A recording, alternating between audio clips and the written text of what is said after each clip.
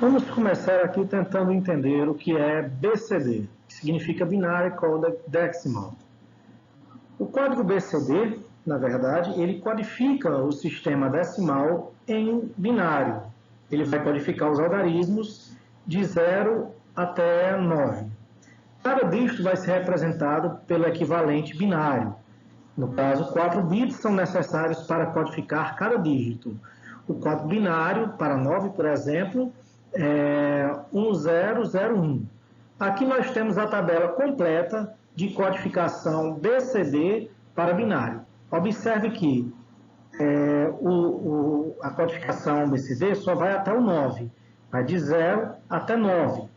Acima disso não existe. Então, essas outras numerações binárias que muitas pessoas podem confundir o código BCD com o número binário, mas não é uma codificação binária que ele codifica apenas os 9 primeiros algarismos decimais.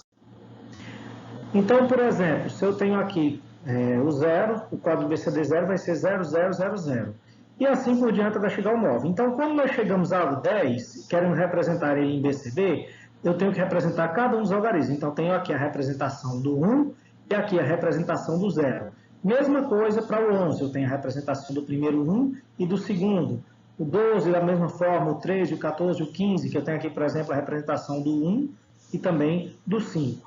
Certo? Então, aí nós vemos que existe uma diferença entre o BCD para o binário em si. Então, qual é a ideia por trás do BCD? O BCD ele não vai ser um outro sistema de numeração, como binário, octal, hexadecimal ou mesmo sistema decimal. Ele vai ser um sistema de codificação decimal com cada dígito codificado no seu equivalente binário. O número BCD ele não é o mesmo que um número binário puro. O código binário puro considera o número decimal completo e o representa em binário. No BCD nós não temos isso. O código BCD converte cada dígito decimal em um binário individualmente e em um binário de 4 bits. Isso é a grande diferença. Então, considerando, por exemplo, o número 137, vamos comparar os códigos binário e BCD. 137 em binário seria o número 10.000.001 em binário. Quando nós colocamos em BCD, nós vamos ter 0001, que é a codificação de 1, 0011, que é a codificação do 3, e 0111, que é a codificação do 7. Então, observe que em BCD, obrigatoriamente, eu tenho 4 bits para cada um dos algarismos e cada algarismo é representado individualmente. Em binário, não. Eu tenho aquela representação clássica do número binário feita para ele. O código BCD, no caso aí, vai requerer 12 bits. O binário puro iria requerer aí 8 bits. Então, é uma diferença já que nós vemos aí na quantidade de bits, certo? E a principal vantagem do BCD é porque nós vamos ter uma facilidade de conversão para decimal e vice-versa. Mas lembrando que BCD não é um sistema de numeração, e sim uma codificação usada em sistemas computacionais. A facilidade ela vai ser importante no ponto de vista do hardware, porque são circuitos lógicos que vão realizar essas conversões. Então, quanto mais complexa for a operação de conversão, mais difícil vai ficar para o hardware, e um hardware mais robusto eu vou precisar para executar essas operações.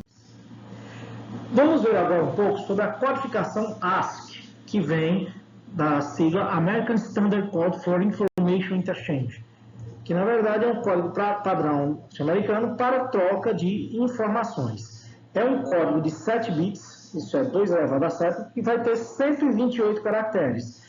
Entretanto, para se aproveitar os 8 bits de 1 byte, normalmente se utiliza a versão estendida do ASCII, permitindo então uma codificação de 256 caracteres. O código ASCII vai representar caracteres romanos, maiúsculos e minúsculos, números, sinais de pontuação e também caracteres de controle. É usado para transferência de informações entre computadores e dispositivos de entrada e saída, como terminais de vídeos e impressoras. O computador utiliza internamente para armazenar as informações que o operador digita no teclado. Aqui eu tenho um exemplo de uma parte da tabela ASCII, certo? Então você pode observar aqui que a tabela ASCII eu tenho a minha representação binária para cada uma das notações do código que eu for utilizar, né? Então, é uma tabela grande. Por exemplo, a tecla del, ela codifica esses bits aqui, 011, 1111, para representar que foi o comando de delete, certo? Mas, por exemplo, se eu quiser representar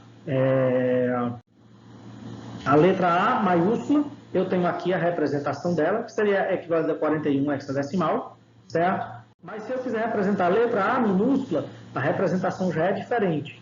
Em hexadecimal seria 61. Mas cada uma das letras, dos números, dos sinais, pontuações e códigos de controle vão ter uma representação única em ASCII.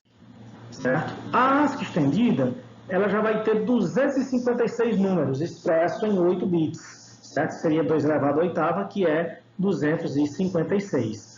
Possui várias páginas de códigos devido a uma diferença linguística, certo? Por exemplo, ele tem a página de código 860, que é toda em português.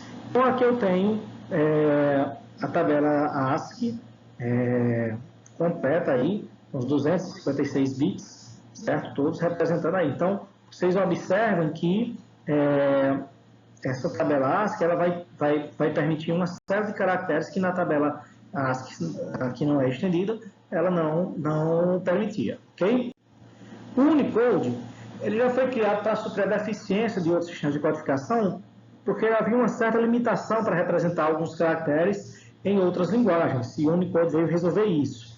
Ele vai tentar padronizar em todo mundo a representação dos caracteres. Ele vai utilizar 16 bits, isso é, vai utilizar 2 bytes para codificar os caracteres. E ele vai permitir representar 65.536 caracteres, podendo representar o alfabeto latino, grego, cirílico, japonês, chinês, entre muitos outros alfabetos existentes. O Unicode fornece um único número para cada caractere, não importando plataforma, programa ou língua. Ou seja, é um sistema único para representar todo o conjunto de caracteres internacionais numa única fonte. Ela é requerida por diversas tecnologias e padrões, como, por exemplo, o Java, o XML, XHTML, certo? Entre outros. Ele cobre, então, quase todos os sistemas de escrita em uso atualmente, incluindo aí alguns alfabetos, como árabe, armênio, bengali, braille, e por aí vai. Então, é uma série de alfabetos que ele cobre, né? Que aí não tem todos, são muitos, né? Mas aí só alguns para a gente ter uma ideia, certo? Alguns até que a gente talvez tem nem ouvido falar, como por exemplo esse Tifinagh, que é não sei nem que povo é que fala essa língua, né? Aqui eu tenho um exemplo de uma tabela do Unicode, certo? Como é muito grande a tabela, eu não trouxe toda aqui, são mais de 65 mil caracteres, então aqui a gente só trouxe uma exemplificação do que seria a tabela Unicode, onde eu tenho também o sinal, a letra, o número, e tenho o seu código de representação dentro do sistema Unicode, ok? Vamos tratar agora sobre portas lógicas. Na verdade, são circuitos básicos que são padronizados, que operam em um ou mais sinais lógicos de entrada para produzir uma e somente uma saída, dependendo da função que é implementada no circuito. Ela vai receber várias entradas e produz somente uma saída. Os sinais desse tipo de circuito vão poder apresentar presença de sinal, ou seja, 1, ou então ausência de sinal, que seria, no caso, 0. O comportamento das portas lógicas é conhecido pela tabela verdade, que é onde nós representamos todas as situações da porta lógica, certo? E os estados lógicos das suas entradas e saídas. Eles vão possuir, as portas lógicas, estruturas eletrônicas que são minúsculas, muitas vezes microscópicas. Toda a lógica digital moderna, ela se baseia no fato de que um transistor pode operar como uma chave binária, extremamente pequeno. Então, os transistores, que foram elementos introduzidos na eletrônica aí, ainda no século passado, revolucionaram a eletrônica, e, inclusive permitindo o crescimento da computação para que ele chegasse aos termos que nós temos hoje. Vamos começar tentando entender o que é a porta NOT ou porta inversora.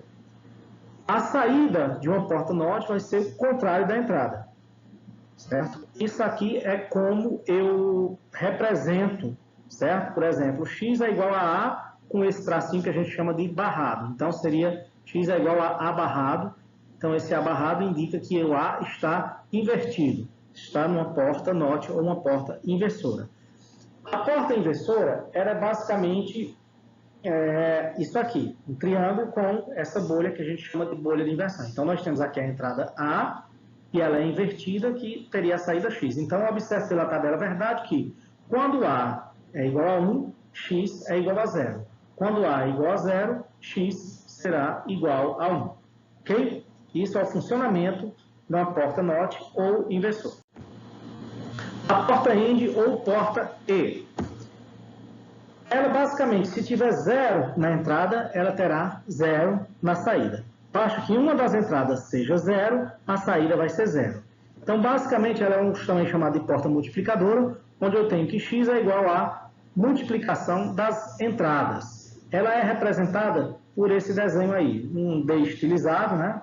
Isso até é uma bala de um revólver, onde eu tenho as entradas. No caso aqui, estou representando apenas 2 entradas, mas poderia ser mais de 2 entradas, certo? E a saída x. Então, pela tabela verdade, nós vemos o comportamento de uma porta AND. Quando A e B for 0, x é 0. Quando A for 0 e B for 1, a saída x será também 0. Quando A for 1 e B for 0, a saída x também é 0. Quando A for 1 e B for 1, a saída x será igual a 1. Observe que, pelo comportamento descrito na tabela verdade, basta que uma das duas entradas esteja em nível lógico baixo, isto é, esteja em 0, que a minha saída ela será 0. Okay? Este é o comportamento de uma porta AND ou uma porta E. A porta NAND, ou uma porta não E, ela é o inverso de uma porta AND. É como se eu tivesse uma porta AND junto com uma porta inversora. É tanto que o símbolo dela vai ser a multiplicação das entradas com o sinal de barrado em cima, certo? Então, o desenho dela pode ser de duas formas. Desta primeira forma aqui, onde eu tenho uma porta AND e depois uma porta inversora, ou como é mais comum se utilizar, a porta AND com a bolha de inversão, onde eu tenho aqui as entradas e a saída x. Observe agora a tabela verdade. Quando A é 0 e B é 0, x é igual a 1. Quando A é 0 e B for 1, x é igual a 1. Quando A é 1 e B é 0, x é igual a 1. E quando A é 1 e B também é 1, x é igual a 0. Observem, então, que esse comportamento é o contrário da porta AND. Isso é, quando alguma das minhas entradas é igual a 0, a minha saída passa a ser 1. Se eu tenho nível lógico baixo em alguma das entradas, minha saída vai ter nível lógico alto. É o contrário da porta AND. Por isso que é a porta NAND. Vamos agora à porta OR, também chamada de porta OR ou somadora. Se eu tiver 1 na entrada, eu tenho 1 na saída. Isso é, basta que uma das minhas entradas esteja em nível lógico alto, que a minha saída também será nível lógico alto. Então, por exemplo, eu tenho aqui minha expressão da porta OR, que é x igual a mais b, porta somadora. O desenho dela é este que vocês estão vendo, onde eu tenho as entradas A e B, entrando na porta OR. Observe que ela é muito parecida com a outra, mas ela tem essa reentrância aqui, essa parte mais pontuda, representando aqui a porta OR e a saída x. Vamos para a tabela verdade. Quando A for 0 e B for 0, a minha saída x será 0. Quando A for 0 e B for 1, a minha saída x é 1. Quando A for 1 e B for 0, a minha saída x também é 1. E quando A for 1 e B for 1, a minha saída x é 1. Observe, então, que basta que eu tenha um nível lógico alto em alguma das duas entradas, a minha saída vai para nível lógico alto. Este, então, é o comportamento da porta ou porta somadora. Vamos agora para a porta NOR, ou também chamada porta não OR. Basicamente, ela é o inverso da porta OR. Isso é a minha porta OR com o complemento. Observe pela expressão que eu tenho A mesma soma A mais B, só que agora eu tenho aquele sinalzinho em cima, o barrado, indicando que eu tenho isso aqui complementado. Certo? O desenho mais comum de se encontrar dela é a porta O com a bolha de inversão. Ok? Vamos estudar aqui a tabela verdade. Pela tabela verdade, nós podemos observar que quando A é 0 e B é 0, X é 1. Quando A é 0 e B é 1, X é 0. Quando A é 1 e B for 0, X é 0. Quando A é 1 e B também é 1, X, a saída, é 0. Então, você pode observar que sempre que eu tenho um nível lógico alto em uma das entradas, minha saída vai ser 0. Então, é o inverso do comportamento da porta O. É uma soma ao contrário. A minha saída só vai ser nível lógico alto quando todas as minhas entradas forem nível lógico baixo. Porta short ou então porta ou exclusivo. A saída é 1, caso as entradas sejam diferentes, a 1 e a outra 0. Isso é, se eu tiver uma entrada como 1 e a outra 0. A representação, a expressão dela é essa, certo? E este aqui é o desenho da porta lógica. Vamos ver aqui a tabela verdade do comportamento dela. Observe que quando A é 0 e B for 0, a saída é 0. Quando A é 0 e B é 1, a saída é 1.